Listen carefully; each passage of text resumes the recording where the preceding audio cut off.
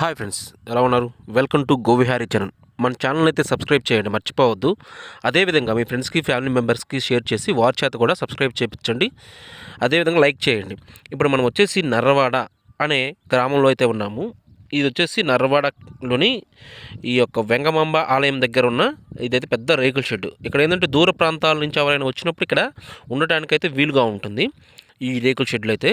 తర్వాత వచ్చేసి మనం ఈ యొక్క ఆలయ యొక్క చరిత్ర గురించి అసలు మొత్తం చూద్దాం ఒకసారి. ఇక్కడ చూడవలసింది వచ్చేసి దొడ్డాకొండ, కళ్యాణ వేదిక, తక్కెళ్ళ బావి, ఏకశాల, అగ్నిగుండం, ఇలా అయితే ఇవి ఉన్నాయి చూడాల్సింది. ఇది వచ్చేసి మనం ఇప్పుడు ఈ యొక్క ఆలయ చరిత్రని పూర్తిగా చూద్దాం ఒకసారి. ఈ నర్రవాడ గ్రామం మంచి కోడెలకు, గొప్ప ఆవులకు ప్రసిద్ధి చెందింది. ఇది ఉదయగిరికి సమీపంలో గల దుత్తలూరు మండలములో ఉంది. ఈ నర్రవాడ వద్ద ఉన్న వెంగమాంబ ఆలయం మహామహిమలకు కొలువై లక్షలాది భక్తులకు అభిష్ట సిద్ధిని కలిగిస్తుంది. అయితే 16వ శతాబ్దం శ్రీకృష్ణదేవరాయలు దక్షిణ దేశాన్ని పాలించే రోజుల్లో వెంగమాంబ పచ్చ వెంగమనాయుడు మరియు సాయమ్మ పుణ్యదంపతులకు రేణుకాదేవి అనగా పార్వతీదేవి అనుగ్రహంతో జన్మించింది. పూర్వజన్మ పుణ్య సువాసనలో గోబాలించి తాను త్రిశక్తి స్వరూపిణి అయిన శ్రీ గౌరీ, శ్రీ ద్రాక్షాయణి, శ్రీ దుర్గాదేవి అంశములతో జన్మించిన మహాదేవతగా తన మహిమలను భక్తులకు చూపించింది. అందరూ సమానమే, కులాల హెచ్చుతగ్గులు ఎంతమాత్రమూ తగదని ఆ తల్లి ఆచరణలో అందరికీ తెలియజెప్పింది. ఆనాటి కులాలలో ఉన్న అసమానతలు, అస్పృశ్యాది దోషాలను ఆమె తన దయా హృదయాన్ని ఆవిష్కరించి పరిష్కరించేది. అవును, మరి అందరికీ ఆ శ్రీహరే కదా అంతరాత్మ అనేది. హరిజనులు నీటి కరువుకు అల్లాడుతుంటే, పరిసర గ్రామాల్లో వర్షాలు వెనుకండి కరువు కాటకాలతో బాధలు పడుతుంటే మొదటిసారిగా తన ఇలవేల్పైన రేణుకామాతను ప్రార్థించి కోరితే దండిగా వర్షాలు కురిపించి అందరికీ హర్షాన్ని కలిగించే దేవతగా ఆనాడే ఆ వెంగమాంబ మహిమ లోకానికంతో తెలిసింది. తర్వాత ఆ వెంగమాంబ గారు చిన్నతనంలోనే తన తల్లి చెప్పిన మాటలు విని సతీ అనసూయ, సతీ సావిత్రి, ముఖ్యంగా పతిని అవమానించిన దక్షుడి ఎదుట యోగాగ్ని భీష్మాస్మై సతీదేవి వృత్తాంతము ఆమె మదిలో ఎంతో అయితే నాటుకుపోయింది. ఆ ధర్మారంతో దేవతగా మారి లోకాన్ని కాపాడాలనే నిశ్చల జ్ఞానం వెంగమాంబలో ఉండేది. వివాహం వచ్చేసి వెంగమాంబను తన ఊరిలోనే ఉన్న వేమూరు గురవయ్య నాయుడుకు ఇచ్చి తల్లిదండ్రులు వివాహం చేసినారు. అత్తిల్లు చేరిన వెంగమాంబ ఇంట్లో అందరినీ సమానం చేసుకొని మంచి కోడలుగా అయితే ప్రసిద్ధి చెందేది. అంతేగాక గృహస్థ ధర్మం గొప్పతనం తన మనసంతా నిండగా భర్తకు ప్రేమానురాగాలు పంచి ఉండేది. అయితే ఒకరోజు భర్తతో స్నేహితులతో కలిసి తమ గ్రామానికి దగ్గరలో ఉన్న దొడ్డాకొండ సమీపంలోని పశుగ్రాసానికి సమీకరిస్తూ సంచరిస్తుండగా భయంకరులైన బందిపోటు దొంగలు వారిని చుట్టుముట్టడం జరిగింది. వీరుడైన గురవయ్య నాయుడు దొంగలతో యుద్ధం చేసి వారిని తరిమివేశాడు. కానీ దొంగల నాయకుడు విసిరిన విషపు బల్లెం గుండెకు తాకగా గురవయ్య వీరుడు నేల కొరిగిన తన చేతిలోని గండ్రగొడ్డల్ని విసిరి పారిపోతున్న దొంగల నాయకుడిని సంహరించాడు. అయితే వెంగమాంబ తన కన్నుల ఎదుట తన భర్తకు ఎన్నో పరిచర్యలు చేస్తూ ప్రాణం పోకుండా కొంత సమయం రక్షించింది.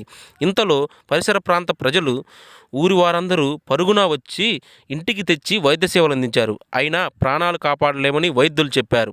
తనకు ఎంతో సహకరించిన స్నేహితురాలందరూ ప్రజలకు, లోకానికి తను దేవతగా మారి గొప్ప మేలు చేయాలని పతివ్రత ధర్మంలో ముత్తెదువుగా భర్త కంటే ముందే మరణిస్తే తన పతివ్రత మహిమే అందరినీ రక్షించగలదని, సనాతన ధర్మ వైభవాన్ని చాటి చెప్పాలని వెంగమాంబ భావించింది. ఇప్పుడు మనం వచ్చేసి ఈ యొక్క అగ్నిగుండం, వెంగమాంబ అమ్మవారు ఏదైతే ఆ అగ్నిలో ప్రవేశించారో ఇదే ఆ అగ్నిగుండం మనం చూస్తుంది. తర్వాత ఆమె సాహస నిర్ణయాన్ని ఎంతోమంది వద్దని వారించిన వినక దృఢ నిశ్చయురాలైన అందరినీ ఒప్పించి తన పుట్టింటి వారైన పచ్చనవారు దుఃఖాన్ని దిగమింగుకొని చితి రగిలించిగా తను దేవతగా మారి ఈ అందరి కష్టాలు తీరుస్తానని చెప్పింది.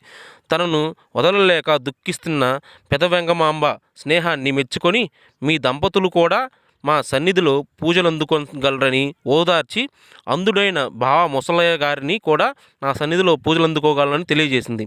చితిలో నేను కాలిపోయినా నా మాంగళ్యము, పమిట చెంగు ఏ మాత్రము కాలవని వాటిని సేకరించి వానిపై ఆలయాన్ని నిర్మాణం చేసి తనను పూజించమని చెప్పి చితిలో అగ్ని మంటలకు తనను సమర్పించుకొని ఆ దేవత శ్రీ వెంగమాంబ పేరంటాలుగా ప్రత్యక్షమైంది.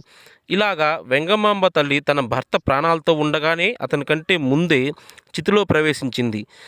కొలది సమయానికే భర్త గురవయ్య వీరుడు ప్రాణాలు వదలగా వారిని కూడా ఆ చితిలోనే దహనం చేయడం జరిగింది. భర్తను తన వద్దకు తెచ్చుకున్న తర్వాత ప్రేమలు పండిన దంపతులుగా వారి చిరంజీవులై దేవతలుగా మారి ఇప్పుడు ఆలయంలో పూజలు అందుకుంటున్నారు. ఇది వచ్చేసి మనం ఇప్పుడు ఉన్నది వచ్చేసి మనం అమ్మవారు చితిలోకి ప్రవేశించే ముందుగా ఈ యొక్క బావిలోనే అమ్మవారు స్నానం చేసి మనం ఏదైతే ఇందాక చూసామో అగ్నిగుండం, ఆ గుండం దగ్గరికి అయితే వచ్చి అందరికీ నమస్కరించి ఒక్కసారిగా చూడండి. ఇదైతే ఇప్పుడైతే చెట్లు మొలిచి ఉన్నది. ఒకప్పుడైతే ఎంతో బాగుండేది. ఈ ఊరి వారందరికీ ఈ బావే మెయిన్. ఇప్పుడు మనం వచ్చేసి దొడ్డకొండ దగ్గరికి అయితే వెళ్తున్నాము. అది ఒక్కసారి చూద్దాం. ప్రతి సంవత్సరం జ్యేష్ఠ మాసంలో పౌర్ణమి తరువాత వచ్చే ఆదివారంతో మొదలై జరిగే బ్రహ్మోత్సవాల 4వ రోజు బుధవారం పుణ్య దంపతులకు కళ్యాణ మహోత్సవం ఘనంగా లోకతరంగా జరుగుతుంటుందంట ఇక్కడ.